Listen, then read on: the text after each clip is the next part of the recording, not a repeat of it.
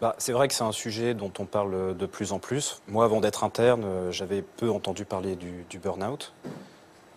Moi, à la base, j'étais assez intéressé par certaines psychothérapies, notamment la méditation de pleine conscience dont on commence à entendre parler en France.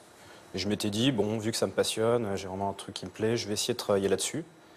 Et donc, dans ma fac, je me suis mis un peu en lien avec une équipe qui allait monter une étude sur le burn-out. Mais vous-même, vous y avez été confronté? Alors oui, j'ai été confronté effectivement à un burn-out plutôt léger, on va dire. C'est-à-dire que j'arrivais quand même à pouvoir continuer à travailler. Mais c'est vrai qu'autour de soi, on peut rencontrer des personnes qui, pour le coup, font vraiment des Alors, burn-out. c'est quoi un burn-out léger? C'est-à-dire que, alors, globalement, le burn-out, bon, il y a 3 composantes dont M. Carilla a parlé. Alors, il se trouve que vous avez été élève du docteur Oui, c'est Carilla. mon étudiant en 6e année. Vous voyez, il Voilà. a réussi, donc on D'accord. peut réussir quand même, D'accord. et faire des bons stages, etc.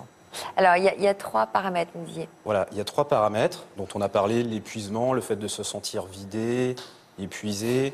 La dépersonnalisation, c'est quand même la difficulté à s'occuper du patient parce qu'on est obligé de mettre de la distance avec le patient et c'est difficile de s'occuper vraiment de ses besoins. Et après, il y a l'accomplissement professionnel, donc c'est le fait effectivement de manque d'efficacité parce que voilà, on est complètement dépassé et on n'arrive pas à s'occuper du patient. Donc il y a des questionnaires et on peut savoir quelle est l'intensité de mon burn-out. Moi, globalement, c'était, on va dire, sur une grande durée, un burn-out léger. Donc j'arrivais à continuer à travailler, j'arrivais à m'occuper de mes patients, même si c'était difficile. Et que des fois, effectivement, je me sentais un petit peu dépassé et que j'arrivais pas à faire ce qu'on me demandait de faire, quoi. Enfin, au sein de mon service.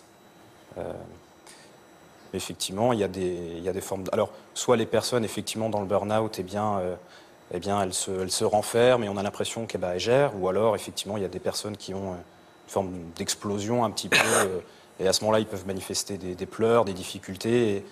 Et moi, à titre personnel, c'est ce qui m'était arrivé à un moment donné. Donc, voilà, on m'a dit, Xavier, là, globalement, là, ça va pas, là, t'as un problème. On m'a même dit, t'es en burn-out. Moi, j'ai envie de dire, non, non, moi, ça va. Et bon. Comment vous vous en êtes sorti?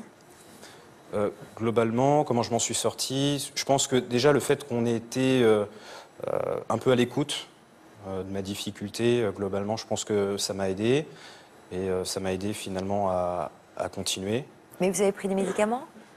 Non, non, non, je prenais pas de médicaments. Moi, Déjà être lucide sur son état, c'est peut-être déjà un moyen de s'en sortir, peut-être, parce que oui, tout à fait. manifestement vous avez mis du temps à en prendre conscience. C'est ça, parce que c'est vrai que quand on est dans le soin, qu'on est obligé de faire son boulot, on est à fond dedans et effectivement, on n'a pas trop le temps de prendre du recul et de se poser la question où est-ce que j'en suis, voilà, est-ce que je réponds aux besoins des patients, quel service je rends, etc. Et globalement, bon, il y a eu un moment, je pense, avec un moment de fatigue particulièrement intense. Ah là, pour le coup, j'étais pas en moyen de travailler. Et donc, Alors, donc, vous avez fait des recherches là-dessus, vous avez décidé que ce serait votre sujet de thèse, vous avez rencontré des équipes de recherche, vous avez croisé des copains à vous qui étaient confrontés à cette épreuve et vous avez développé votre propre méthode. Oui, Enfin, alors, une méthode. Oui, voilà. Mais moi particulièrement, je me suis intéressé à la méditation en pleine conscience. Donc c'est quelque chose que je pratique moi-même et qui m'a beaucoup apporté. Et donc Inspiré du bouddhisme. Exactement. Mais c'est pas très scientifique, ça. Ah si, il y a des bon, études si, très ça y est. sérieuses qui montrent des activations du cerveau, qui C'est montrent vrai des choses. Ah ouais, c'est très efficace. Et c'est pas de la relaxation, c'est pas de la sophrologie. Hein. Ouais. C'est un truc hyper efficace. Tout à fait. Il y a vraiment des études qui ouais. sont faites sur la réduction du stress, la dépression et les certaines addictions, maladies même les inflammatoires. addictions. Enfin, voilà, Donc tout le monde est capable d'atteindre cet état de pleine conscience? c'est un Il y a une entraînement. méthode? C'est un entraînement et effectivement, c'est d'apprendre à porter de l'attention sur le moment présent. Et ça permet effectivement de développer certaines qualités d'être, enfin de non-jugement, d'ouverture qui, je pense, d'acceptation de soi, qui sont, à mon avis, très importantes pour un futur médecin, notamment. Et donc c'est un entraînement, donc c'est quelque chose qui n'est pas simple en soi, parce que notre mode de vie, notre fonctionnement ne nous amène pas comme ça facilement à développer des états comme ça, enfin développer, je veux dire, cette disposition, quoi. Donc effectivement, c'est quelque chose qu'il faut travailler pour soi. Donc Mais déjà, ça le devrait fait être de se poser... enseigné au futur, enfin ça devrait faire partie des cours. Ça pourrait, bon, Ouais. ça pourrait. Mais c'est super, hein. Le fait de respirer, déjà, bon, voilà, le fait de respirer, ça permet d'avoir la concentration sur sa respiration. C'est une des pratiques les plus... Respirer avec le ventre? Ouais, voilà, une respiration abdominale, être capable de se poser, Fermer les voilà, yeux, de se ressentir. concentrer sur sa respiration, l'inspiration, l'expiration. Ça, déjà, c'est le début de la méditation, en fait, l'exercice le plus simple. Et effectivement, c'est très utile et on découvre un autre monde, le monde du moment présent. On n'est pas dans le passé, dans le futur.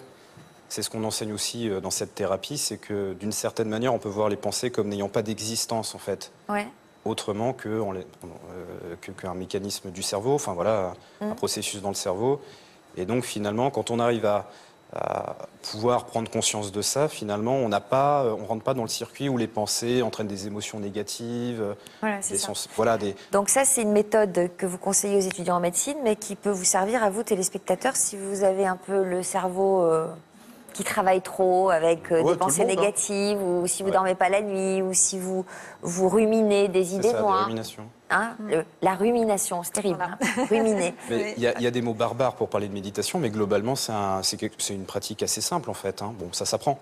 Ouais. Mais voilà, la respiration, la conscience de la respiration.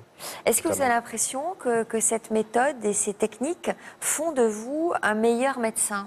Oui, oui, complètement. Bah, d'ailleurs, dans notre étude, on a travaillé aussi sur l'empathie. On a mesuré le burn-out et l'empathie des étudiants et voir si méditer, entre autres, ça permettait d'augmenter l'empathie. Et effectivement, il y a des liens entre la méditation et l'empathie. Enfin, des études montrent effectivement que ça augmente la capacité des médecins à adopter le point de vue du patient et à se sentir concerné par la détresse qu'il exprime. Et globalement, voilà, finalement, une empathie, ça peut être d'être capable d'être présent à ce que dit le patient. Très sans- présent à l'autre Voilà. au moment où vous êtes en face de lui. Et puis ça a été mon étudiant, donc c'est un très bon Ouais. médecin. Vous donnez des cours ou pas de méditation? Non, je donne pas des cours de méditation, mais